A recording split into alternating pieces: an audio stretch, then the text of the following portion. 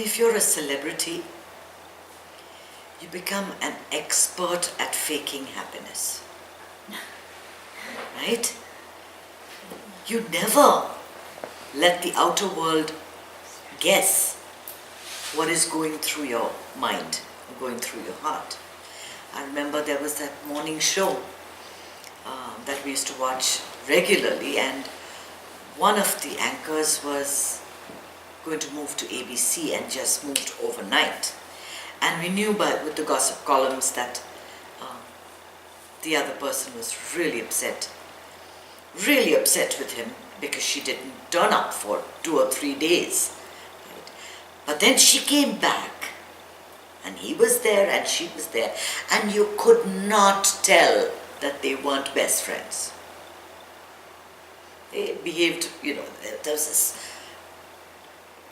tremendous show of being happy. Right? And we all get fooled, right? We're watching these reality shows, we're watching all these things all the time, and we think everybody is always happy. What have they got? What's their problem? He's got all the money in the world. He can be happy. He owns a house and 3 cars. He can be happy. Inner and outer states of happiness are 2 very, very different things. You first have to have an imagining, a vision of what happiness means to you inside of you, for it to be projected into this world. For everything, if somebody is building a submarine, first he has to have a vision of what that submarine is made of. The materials that are being used, the rooms that are there, what goes into it, how many people, what are the dimensions, what are the mechanics of it. You have a vision of it. Only then it can become a reality. Have you ever thought of that? Have you ever thought that it is first a vision inside of you, and then it gets manifest? Because why? Going to see Hamilton makes you extremely happy. Today somebody posted they've got tickets to Hamilton, and I was like, wow, that's great. But I don't covet that, because that is not my image of happiness. Spending such a lot of money for a show is not my vision of happiness. But this person, has waited a long time and has had this vision within her that she will be sitting in this hall watching this show. So when she finally gets the tickets for that show, it's, oh my God, this is so happy. I am so thrilled, I am so happy. It is it is just a reflection or a mirror of her inner state.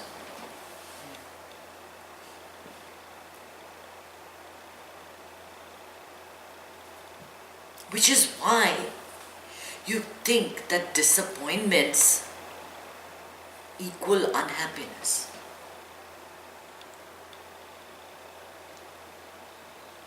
Right? We think that every time we're disappointed, I want very much to get into this publishing house. I want my book to be published. And I've seen myself with my book and everything written on that. And when that dream doesn't come true and I get that rejection letter, I'm deeply unhappy. Why? Because I've had this inner vision that I will be filled with happiness if my book has this name on it. Random House, whatever, HarperCollins. We create these visions within ourselves. And then we have taught ourselves that only if the outer reality matches what we have envisioned for ourselves, then we will be happy. Not otherwise.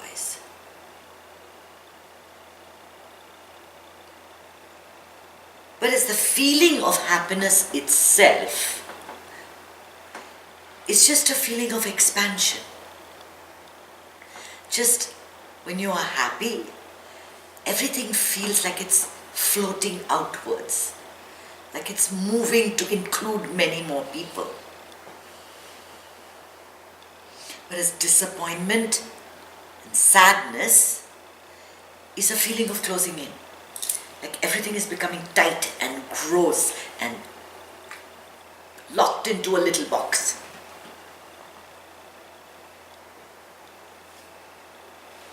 I'm without a job because I have this vision that I have to be in an office doing stuff for which I get paid, and that equals happiness. I mean, regardless, we're all doing stuff. Some of us get paid, some of us don't. But it doesn't matter, we're just doing stuff. Everybody, whether it's Bill Gates, Donald Trump, or, the little boy next door. We're doing stuff from the time we're awake to the time we fall asleep. But we decided in our heads, or in our inner soul, this is happiness and this isn't. This is my vision for myself and this isn't. So, for a period of time, like I was talking to you about living in a big city, I told myself that visiting cultural shows, visiting, meeting different kinds of people, eating in fancy places, going to parks, going for long walks in a big city, the sound of traffic and of, sirens, was my vision of happiness. And here I am 17 years in the suburbs. And have I been unhappy? Oh. No. Once or twice, when we get into a conversation, I think about that. I think about that and I think about how nice it was. And I've already ruined my present and created a pool of unhappiness, because whatever you're thinking about from the past, you think about from the context of the present. You're here. That memory is in the past. It's gone. You might have been thoroughly miserable in that time, but you don't remember that. You think this was this wonderfully whitewashed, brilliant time that you had. Right?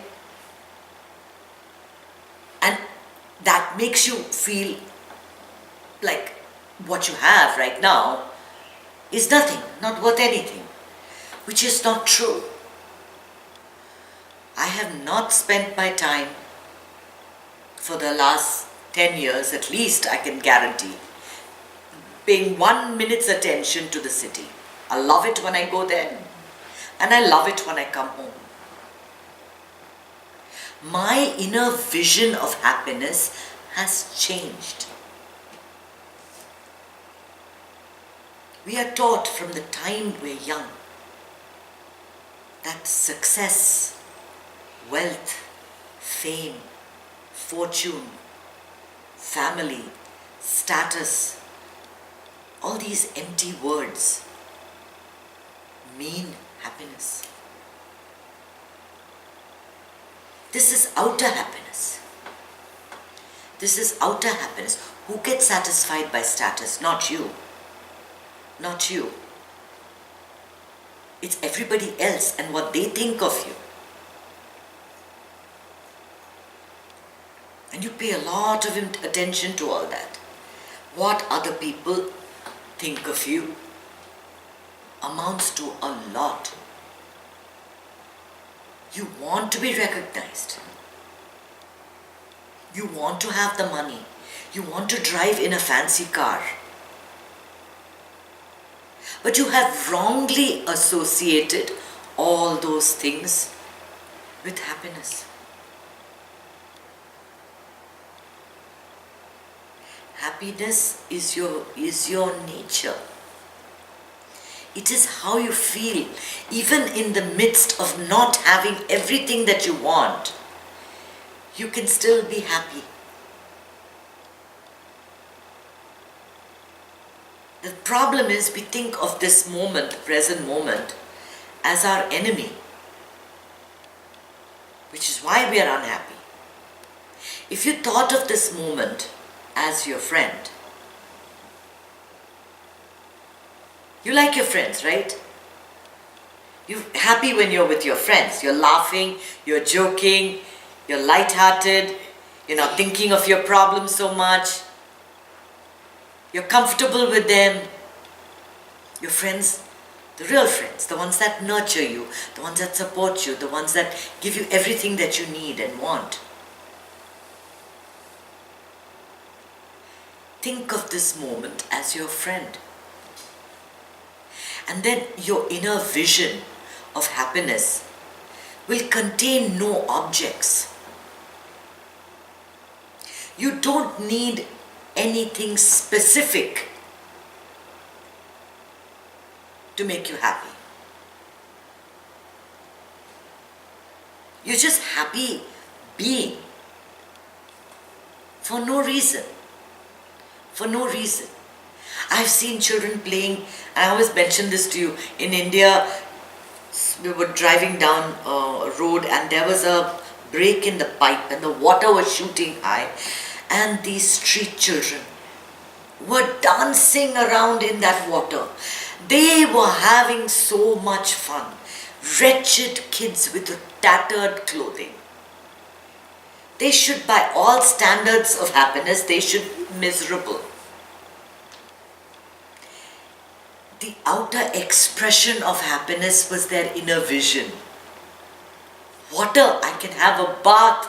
Wow! Free water. Just a simple, light-hearted thought.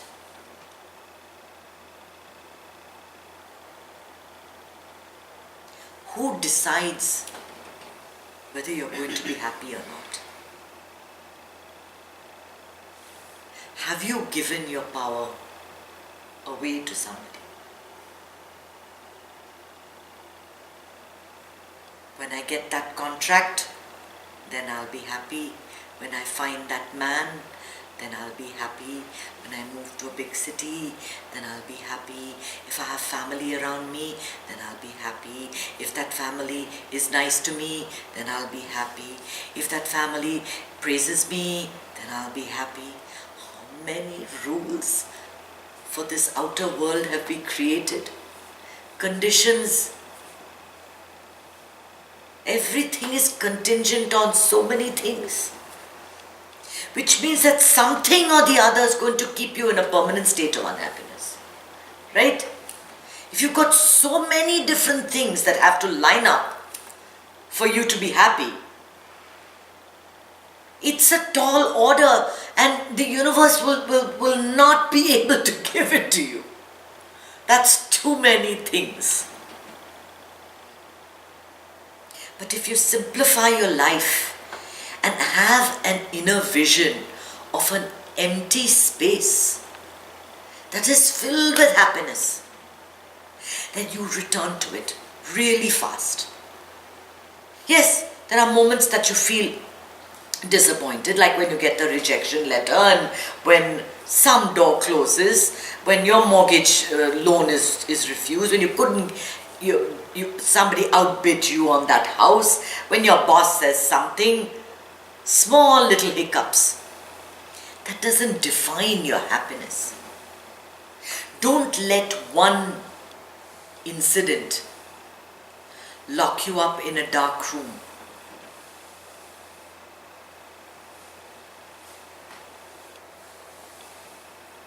I know somebody whom I love very much, who's faced a terrible tragedy and has allowed that tragedy to define his entire life. He is locked up in a dark room and he will not open a window or a door to let any light in. He has allowed one incident, one solitary incident, to decide whether he's going to be happy or not happy. How do we give the power to anything to determine that? How does anyone, any person, any event, any situation rule you so completely that you just give up everything and just sink into a state of deep despair. You read the papers, thousands and thousands of people are facing depression. Why? Why? Because of that vision of happiness that they have. The inner vision does not match up to the outer vision, the outer reality. So do you see that? Do you see that there is no need to be so depressed, to be so unhappy? There is absolutely no need. The people that are lost, and I feel this, I feel like I wish I were talking to a hall filled with 10,000 people. I wish I could tell them that it really is so simple. It really is so simple. You just have to change what you think is happiness. That inner vision. Thing is, people are so involved in the world outside and all the things that, give them pleasure, that they have begun to think that pleasure is happiness. It's not the same. Pleasure is momentary. Happiness is everlasting. Pleasure leaves you feeling wanting more. Happiness leaves you complete. Pleasure takes a lot from you. Happiness only makes you more energized. They are totally different things. But the whole world and the way advertising and everything works is that, the drinks and the shopping and the houses and the, hair and the color and, different body part replacements and, all the rest of it, right? Everything outside of yourself. How about realizing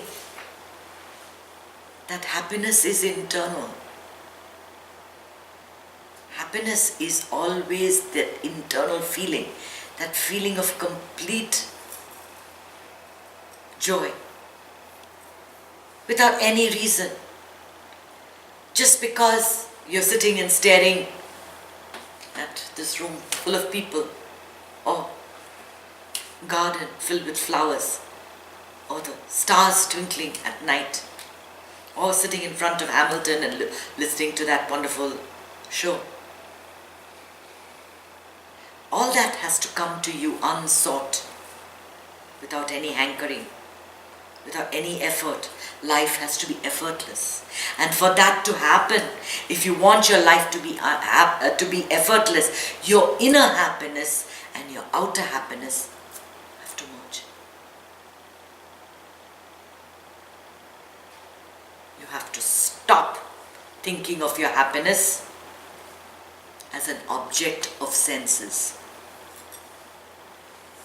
I know you love chocolate, but chocolate does not equal happiness. Chocolate equals pleasure.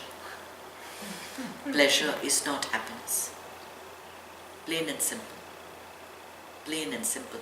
As long as you continue to think that this outer world is going to give you anything, you are in a complete state of delusion.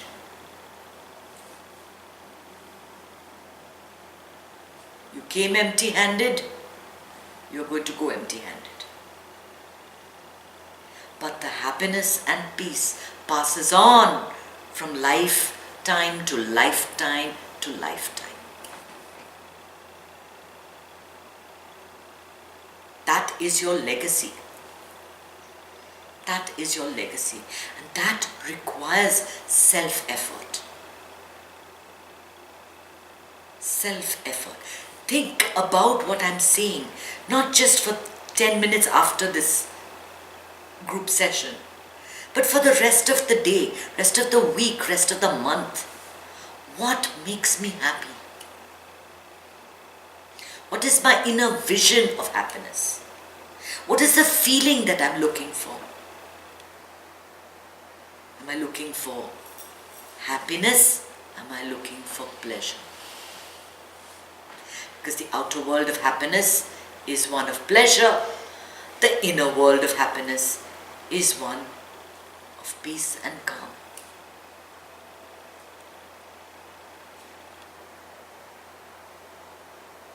Very few of us are going to find that common ground, that time when the outer and the inner combine, but that is the process that we call enlightenment, right? We're all searching and reaching and walking, trying to go towards that when we understand that the outer and the inner worlds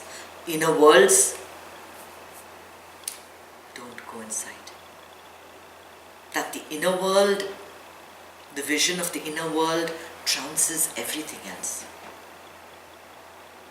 That everything that's manifest in the outer is based on your inner self. Each one of us is going to have a different vision of what constitutes happiness. And I hope that you use your time to really go within, understand that happiness is your birthright. That you will be happy today and every day, and you will not allow any event, any person, any situation to deny you